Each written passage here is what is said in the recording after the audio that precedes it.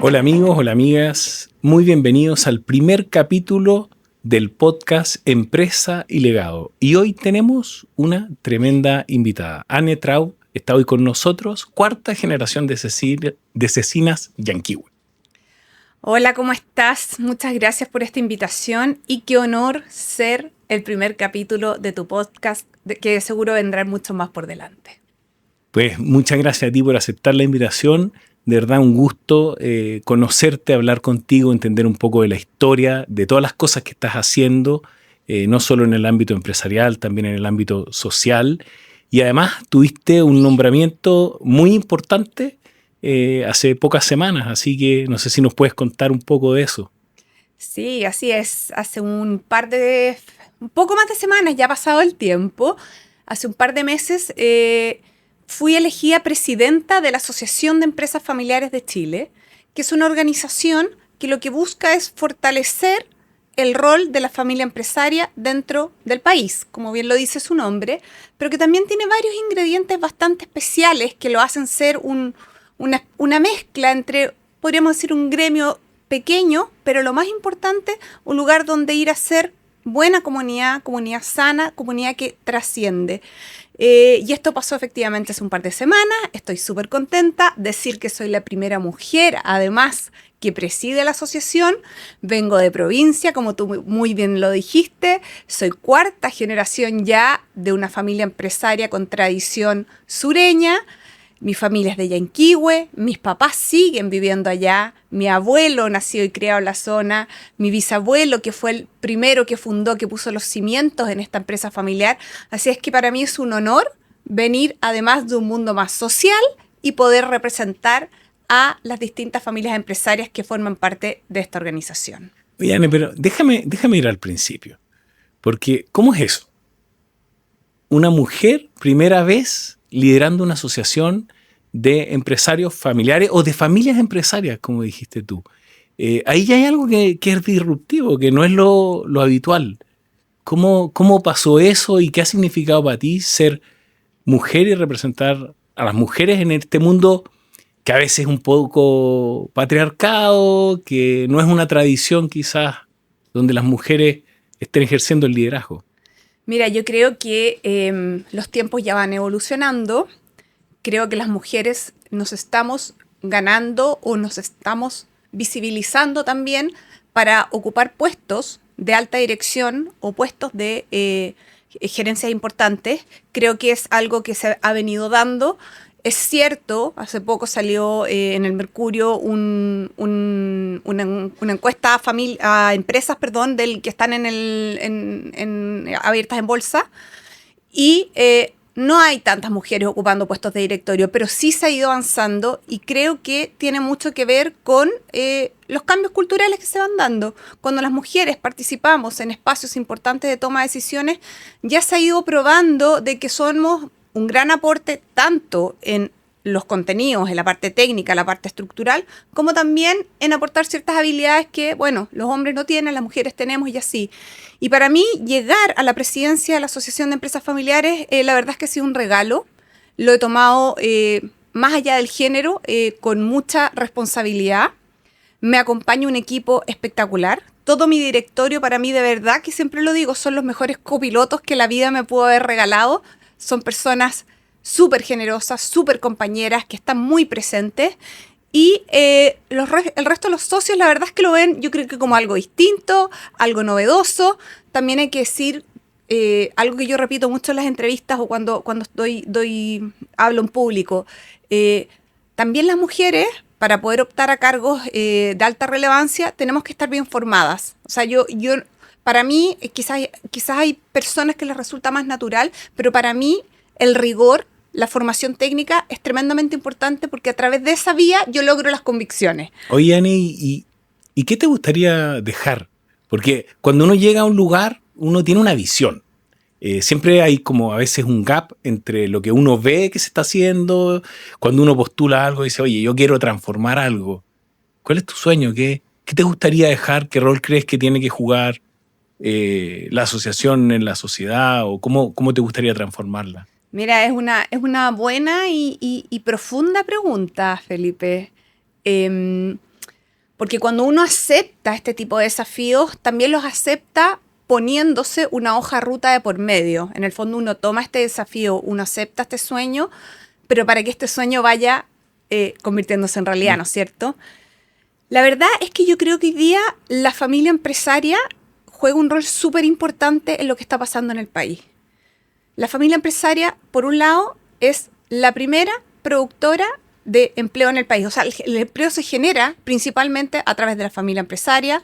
El aporte que hace la empresa familiar también al PIB es tremendamente relevante. Entonces, hoy día, en que tenemos una economía bastante estancada y en que tenemos índices de desempleo y sobre todo en el contexto más vulnerable bastante elevados, uno ve a la empresa familiar y dice, chuta, qué importante rol se cumple, porque son los primeros en promover empleo, crecimiento, progreso, bienestar, y la verdad es que no se visualiza mucho, no se cuenta mucho, etc. Y la empresa familiar, a diferencia de la empresariado en general, tiene algo súper propio.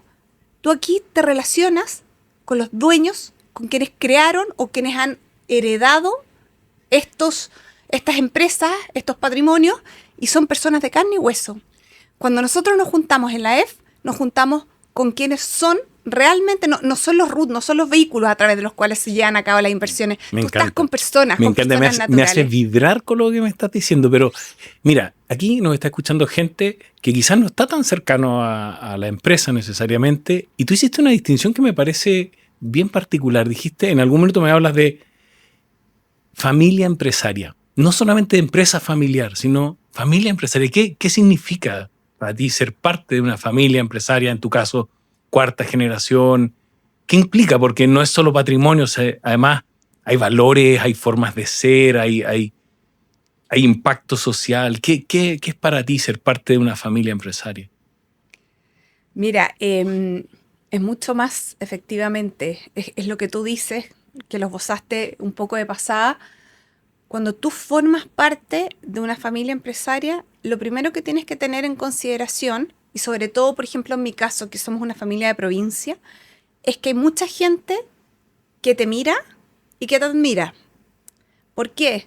Porque tú generas empleo, tú generas bienestar en tu comunidad, tú generas cohesión social, generas la posibilidad de ir avanzando en el tiempo. Las empresas familiares o las familias empresarias tenemos una mirada a largo plazo, algo que no se agota en el tiempo, porque vienen de un fundador, de un creador, pasan por ciertas generaciones y uno quiere ir instalando legado. Entonces, uno arrastra responsabilidad. Exactamente. Entonces tú arrastras una responsabilidad social, empresarial y familiar súper relevante, pero a la vez es súper bonito porque, como te decía, te miran y te tienen muy en la lupa, por cierto.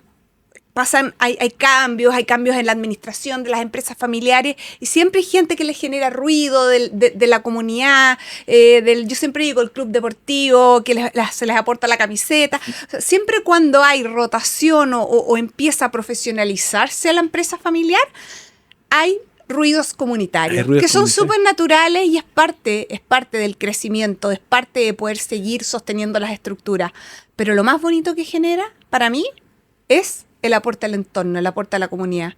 Porque eso produce que tú puedas también ver, tú puedes de una manera más emocional tangibilizar todo lo que tú estás haciendo en tus empresas, en la creación de tu patrimonio. Hay gente que está feliz, hay gente que está comprometida, hay gente que admira y quiere, o sea, en el caso de Cecinas Yanquihue, la comuna de Yanquihue no se alimenta de otro producto que no sea las salchichas de Yanquihue, diciendo que son un producto más caro que el resto del mercado. Sí, entonces, sí, yo te contaba que es como un karma que tenemos en las familias porque nuestros hijos no comen otra cecina que no sea Yanquihue. Entonces, es a veces algo que nos acompaña. Pero déjame ir como al inicio. Déjame indagar un poco en esta historia que quizás no todo el mundo conoce del fundador.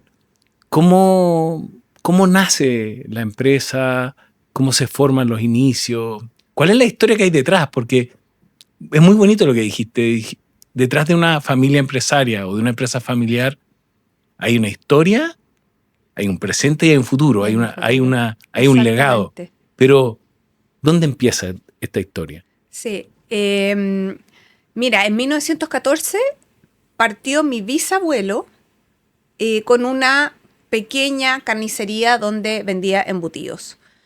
Y así fue pasando el tiempo. En 1919 nace mi abuelo y mi abuelo es el hermano 8 de 10 hermanos. Pasan los años y su padre fallece. Mi abuelo llegó hasta octavo básico, no siguió educándose, educación media, digamos. Bueno, en esa época tenía otro nombre, era educación, a la educación básica le decían la preparatoria y creo que a la otra sí, media. Bueno, y él era el octavo hermano, después venía Juana, que es una tremenda mujer, era una tremenda mujer porque también falleció, y después venía Arnoldo, los hermanos 8, 9 y 10. Luego, con los años, toman el negocio de las cecinas y constituyen ya su sociedad y empiezan a funcionar bajo el nombre de Cecinas Yanquihue. Mi abuelo nació en 1919, vivió 100 años. Él murió en abril del 2020, justo cuando comenzó la pandemia. Fue un hombre de mucho rigor, al igual que sus hermanos. Juana era mujer, en esos tiempos no se estilaba que la mujer se echara al animal al hombro, ella sí lo hacía, y lo hacía con mucha fuerza y con mucha pasión. Y mi abuelo, te diría que lo que más recuerdo de él, lo que más lo caracterizaba era, uno, que era un hombre súper comprometido con la comunidad, participaba en los bomberos, participaba en los rotarios, participaba en el Club de Leones, todas las actividades sociales que se hacían en torno a la comuna de Yanquihue. Él era tremendamente activo, fue el primer alcalde cuando Yanquihue salió de ser parte de, geográficamente, se divide, o administrativamente más bien, se divide y sale de Puerto Varas, pasa a ser comuna independiente. Mi abuelo es nombrado el primer alcalde. Esto fue en el gobierno de Frei Montalva.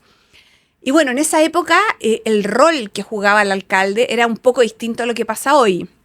Tenían un rol de bastante mediación, mucha gente los iba a ver, eran personas de escucha activa, como les llamo yo. Y la verdad es que eso él lo mantuvo siempre en el tiempo, muy de escuchar a su gente. Él atendió su carnicería hasta los 98 años, fecha en que se cortó, no me acuerdo si 2 o 3 dedos, se cortó la manito con la sierra, y ahí ya los hijos le dijeron: papá, está súper bien.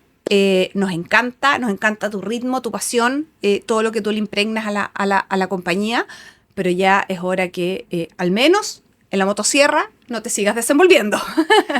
Oye, y ahí, qué bonita historia. Sí. ¿Eh? Yo creo que te brillan los ojos súper movilizador, la verdad. Al recordarla, y la verdad es que emociona. Yo creo que son una especie de superhéroes a veces estas personas que tienen esta capacidad de construir tanto. Pero dijiste, hay un momento donde hay que traspasar, y es un tema que seguramente en muchas de las empresas o familias empresarias que están en la asociación les pasa que, bueno, ¿en qué minuto empiezo a traspasar el poder? ¿En qué minuto? ¿Cómo lo entrego? ¿Cuándo sé si mi organización está preparada realmente para afrontar un proceso de cambio, para profesionalizarse? Exactamente. Es todo un tema porque en las empresas familiares, como son familia empresaria, como hemos dicho varias veces, se junta la emoción con la razón. Entonces... ¿Ahí no conversan también el corazón con la cabeza a veces? Exactamente. Sí. Aquí hay algo que, claro, tienen que unirse, pero cuando es tu hijo, tu hija, quien tiene que suceder en los cargos, te pasa para los dos lados, o de repente que les pones más exigencia, o de repente que no tienen las competencias porque no se han formado lo suficiente. Entonces, encontrar el justo equilibrio muchas veces suele no ser tan simple. Además que cuando tienes varios hijos, tú dices, bueno, ¿a quién le paso la gerencia general? Por ejemplo, cuando son empresas que todavía las gerencias están radicadas dentro de los mismos hijos, dentro de los mismos sucesores, porque ya con el tiempo las empresas van profesionalizándose y los accionistas, los directores y los gerentes ojalá no ocupen los mismos sombreros, porque la verdad es que un poco pierdes la autonomía o la libertad de tomar decisiones. Pero cuando las empresas están en formación y están en crecimiento, y sobre todo empresas industriales, la verdad es que hacen todos un poco de todo. Suele ocurrir eso. Y a veces surge el conflicto, ¿no? Porque surgen conflictos. Entre hermanos a veces no es fácil. Exactamente. Tienes temperamentos distintos, profesiones distintas, formas de abordar el riesgo distintos. Eso es súper importante porque tienes personas que son más aversas al riesgo y personas que son mucho más arriesgadas. Entonces, En el fondo, ¿dónde manejas tú? ¿Cómo rayas ¿Cómo tú la cancha? ¿Cómo orquestas eso? Y ahí es donde, mira, yo creo que en cada familia esto tiene que manejarse de una manera súper propia. Las familias, por supuesto, que se pueden transferir ideas o se pueden transferir recomendaciones, pero las historias de cada familia son mira. súper propias. O sea, si te entiendo bien, dices, no hay una hoja de ruta universal, oiga, siga por aquí, sino que esto es un poco más a medida. Existen asesores, existen quienes te hacen protocolos familiares, existen quienes te ayudan a construir tu pacto accionista, etc. Pero yo creo que cada familia tiene algo súper propio que cuidar, que es su cultura familiar. Recuerda que tú estás con tus parientes en reuniones constantes de la semana, pero el domingo se almuerza en familia, muchas de las empresas familiares. Y un poco cómo dejas tú la pega de lado o las diferencias de lado y logras ¿Cómo sentarte. se hace para no llevarse el directorio el domingo a la mesa del domingo? Claro, pasa eso y ahí es donde la buena gobernanza, las reglas del juego claras, son las que para mí te marcan la hoja ruta. O sea, la familia empresaria no fracasa por falta de mercado ni por no hacer las cosas bien, sino por falta de reglas claras a veces. Yo tiendo a pensar, muchas veces se dice, bueno, que uno la genera, el otro la disfruta y después se pierde. Mira, hay casos que sí, hay casos que no. Yo creo que cada vez estamos más conscientes de la importancia de profesionalizar esto que se construyó con tanto rigor, con tanto que uno dice, se sacaron la mugre, porque esa es la verdad, se sacaron la mugre con tanto ñeque, con tanta convicción en su minuto. Cada vez hay más conciencia de ir cuidando y protegiendo estos patrimonios, de ir, ojalá, si es que se puede, metiendo personas externas, pero uno nunca como accionista, bueno, yo no soy accionista de Cecines Yanquihue, pero mi mamá sí, como haciendo que este patrimonio se cuide y ojalá florezca para que también uno pueda llegar a más lugares. Pero, como te digo, las reglas de gobernanza son súper importantes y no se sacan de la noche a la mañana. Yo no te puedo pedir a ti, Felipe, que me pases tu protocolo familiar y yo voy a hacer un copy-paste. La verdad es que eso no resulta, porque al final el protocolo familiar, más que un documento jurídico o legal, que la verdad es que tampoco es vinculante, o sea, lo firmas, pero la verdad es que más que firmarlo con el puño, tú lo firmas con el alma, con el corazón. Yo estoy poniendo mi familia y mi voluntad para que las cosas de aquí hacia el futuro se hagan de cual o tal o de cierta manera. Entonces tiene un componente súper importante de validarlo a nivel de todos los que forman parte de la familia. Por eso que se construye en el tiempo. Son discusiones, son conversaciones, son procesos largos que tienen de dulce de agraz, porque en todas las familias pasa que hay hijos con menos capacidades académicas. Y encontrar la equidad. Pero que quizás tienen otros atributos. A ver, sentir que algo es justo, o sea, no, sentirse escuchado, sí. Qué complejo, ¿no? Exactamente. ¿Cómo encontrar ese equilibrio? Quizás no hay una solución perfecta. Y por eso te digo que a mí me moviliza harto estar en la Asociación de Empresas Familiares, porque tiene este lado, por un lado, de mostrar al país y de relevar el rol que han cumplido en el tiempo. Por otro lado, también de cuidar este legado. Imagínate, nosotros somos 4 generaciones, tenemos familias que tienen 5 o 6 generaciones. Qué importante es reconocer y recordar lo que fue, mirar el presente y proyectarnos a largo plazo por todo el impacto que generamos. Y el tercer punto que a mí me gusta mucho y que te diría que si los tuviera que ordenar a mí, Anne, cómo me mueve en el corazón, para mí el aporte social que puede hacer este mundo empresarial no lo tiene ningún otro rubro. O sea, no hay. Es un lugar que te encanta. Me encanta. Lo sé. Y brillas con eso. Cuando hablamos de empresa moderna y hoy día empresas cotizadas, empresas que tienen hoy exigencias de una hoja de ruta de ESG, de generar impacto medioambiental, social, pero y desde que hablamos, desde que te conocí, veo que eso te nace en las venas, te apasiona generar impacto, y además tú tienes una causa que mueves con mucha fuerza y con mucha pasión. Ese es mi otro sombrero, exactamente. Yo hace 10 años fundamos Fundación Familias Primero. y la fundamos con una convicción bien profunda que tiene que ver con la educación. Nosotros, en el minuto que nos juntamos y decidimos crear una ONG, una fundación, queríamos 3 cosas. Primero, que ningún niño en Chile se creciera sin la posibilidad de acceder a educación de calidad. Segundo, que ningún niño en Chile se creciera sin la oportunidad de desarrollar al máximo sus talentos, sus potencialidades, sus capacidades cognitivas, sociales, emocionales, esos dones con los que Dios lo mandó a la vida. Y lo tercero y más importante que no nos podemos permitir como país es que ningún niño en Chile se crezca sin sentirse amado. Ay. ¿Por qué? Porque uno dice, bueno, pero porque cuando un niño de pequeño se siente querido, se siente amado, sabe que tiene un colchón de afectos. Y el tener un colchón de afectos te da mucho más libertad para ir desarrollándote en la vida, para ir creciendo en la vida, para ir proyectándote en la vida lo más lejos que tus sueños te lo propongan. ¿Y sabes por qué? Porque tienes un entorno que te da seguridad, que te da autoestima, que te da control, te da cercanía. Y eso te ayuda a regular tu empatía y te ayuda a decir, ¿sabes qué? Alguien me ve, alguien me quiere, alguien me da un besito en la mañana y en la noche y esto me permite a mí despegar porque soy querido. Ese amor O incondicional sea, amor, cuidado, es autoestima.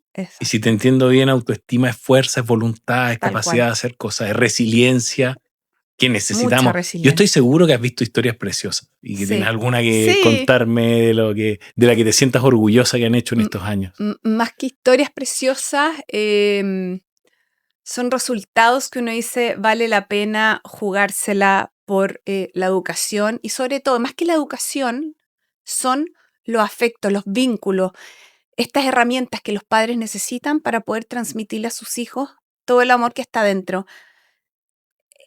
Cuesta pensar que un padre, una madre no quiere lo suficiente a sus hijos, pero la vida te lleva, sobre todo en Chile, que tenemos altos niveles de monoparentalidad, altos niveles en este minuto de desempleo. Tenemos las tasas, si uno mira la pobreza en Chile y uno la focaliza en la infancia, en los primeros 5 años de vida, es donde la pobreza se concentra. Cuando dicen la pobreza tiene rostro de infancia, es cierto. Y no es tan difícil de entender, Felipe, porque si tú tomas un hogar monoparental, ese ingreso de esa mujer, si es que tiene ingreso, porque además la monoparentalidad y el desempleo van de la mano, pero asumamos que esa mujer tiene ingreso, ese ingreso lo tienes que dividir por el número de integrantes de la familia. Entonces, si tienes 3 hijos y una mujer que sí está generando ingreso, se divide en 4 y naturalmente caes bajo la línea de la pobreza o quizás de la pobreza extrema. Entonces, la pobreza tiene rostro de infancia, la pobreza tiene rostro de infancia, se concentra en los niños y además en los hogares monoparentales. Entonces uno dice, bueno, ¿cómo lo hacemos? ¿Dónde está el Estado hoy día haciéndose cargo realmente de donde además más renta? Si tú dices, bueno, tomamos los recursos públicos o tomamos los recursos en general, ¿dónde los alojamos para que ese peso invertido sea el que mayor rentabilidad nos otorgue? Y eso en los primeros años de vida. Y tú eres una mujer muy versátil, has estado en el Ministerio de Desarrollo Social, has estado defendiendo ahí en las cámaras, en el Senado también, cosas muy importantes. Te has movido en lo público, en lo privado, en la responsabilidad social de la empresa, pero ¿tú crees que realmente los empresarios están tomando conciencia del impacto que generan y de la responsabilidad que tienen en la sociedad? Mira, el estallido social tiene mucho que ver con estos componentes. Mucha gente dice, bueno, que entró un sinnúmero de personas, indocumentadas, etc. Yo sí creo que tuvo un componente social importante. No sé de qué magnitud, pero sí creo que existían diferencias. O sea, yo creo profundamente en las condenas de cuna. Creo que un niño que nace en una comuna vulnerable tiene mucho menos oportunidades que un niño que nace en una comuna con más desarrollo por el hecho de haber nacido en uno u otro lugar. El capital cultural de los padres es más bajo, etc. Ahora, bien, creo que nos fuimos como al otro extremo, nos escondimos los empresarios, le tuvimos miedo a mostrar lo que hacemos. El bienestar en general en Chile tiene mucho que ver con el aporte del sector privado. Yo creo que el sector privado hace un tremendo aporte, pero se muestra quizás de una manera que no hace que la gente realmente entienda. Tú le preguntas a la gente, ¿tú qué opinas de la empresa en Chile? Mi empresa es súper buena. Yo a mi empresa la quiero, mi empresa me ayuda, me cuida, ayuda a mi familia. Pero todas las demás empresas, entonces hay un tema de verdad de comunicación y que también es parte de mi rol hoy día, relevar que la empresa es súper responsable socialmente y que quizás se puede hacer mejor, efectivamente, se puede ordenar mejor la filantropía, por ejemplo, pasar de una cultura filantrópica más estructurada, pero eso pasa por el ser humano, por cada uno de nosotros, que cada uno, cuando nos levantemos en la mañana, estemos súper conscientes de cómo podemos contribuir de mejor manera a que el resto de la gente que nos rodea sea un poquito más feliz y cómo le podemos alivianar un poquito la mochila a quienes no tienen las oportunidades que uno sí las tiene. Pero creo que sí tenemos un país que es socialmente consciente. Cuando tenemos catástrofes, corremos todos. Cuando hay Teletón, corremos todos, es maravilloso. Pero creo que hay que ordenarlo mejor. Creo que hay que estructurar mejor todo lo que podemos hacer cuando ponemos el corazón en movimiento.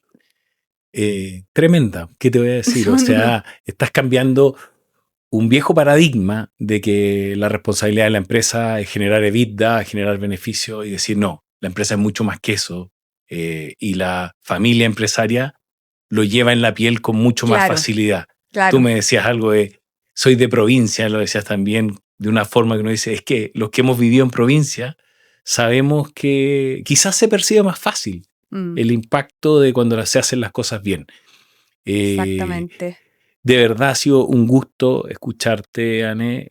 Podría conversar horas contigo. Sé que eres una mujer muy ocupada y te agradezco de verdad haber estado aquí en este primer capítulo que para mí es dar este pasito para que sigamos hablando de familia empresaria, de empresa familiar, que tiene problemas. Los que han vivido la empresa familiar saben que esto no es todo bonito, que a veces hay conflictos entre hermanos, que a veces la profesionalización es difícil, que los mercados son difíciles, que trabajar, hacer empresa en el día de hoy no es fácil, pero también tiene razones que valen la pena de sobra, como para decir, pongamos corazón, pongamos fuerza, pongámosle ganas y realmente te agradezco y te valoro que estés haciéndolo y que como mujer lleves lo más alto las mujeres chilenas, ojalá liderando muchas más organizaciones empresariales. Muchas gracias por la invitación. Bueno, y que sea el primero de muchos grandes capítulos. Eres un tremendo presentador, muy humano, qué rico estar acá. Y como te decía, la familia empresaria, si bien tiene un capital más allá ganado porque está muy inserta en la comunidad, el empresariado en Chile también hace mucho y eso lo tenemos que relevar, tenemos que verlo como algo positivo, como algo que nos enorgullezca como chilenos que somos. Así es que, bueno, sigamos adelante y muchas gracias por esta invitación. Muchas gracias a ti, muchas gracias amigos y amigas por escucharnos.